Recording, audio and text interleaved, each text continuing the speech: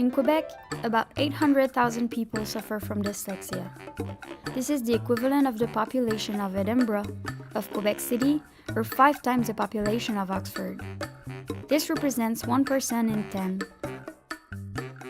Dyslexia is a neurological problem that affects how one learns to read and write.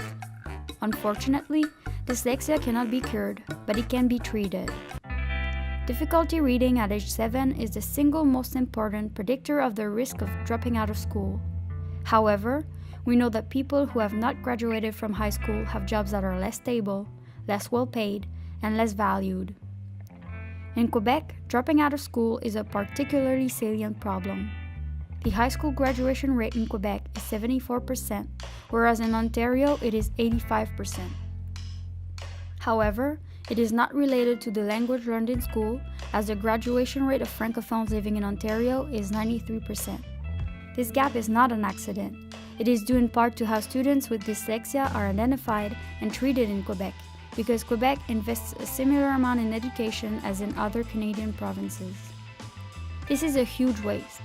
By raising the graduation rate by only 1%, Quebec would save $1.7 billion in the medium term, which translates to 17% of the total annual education budget of the province.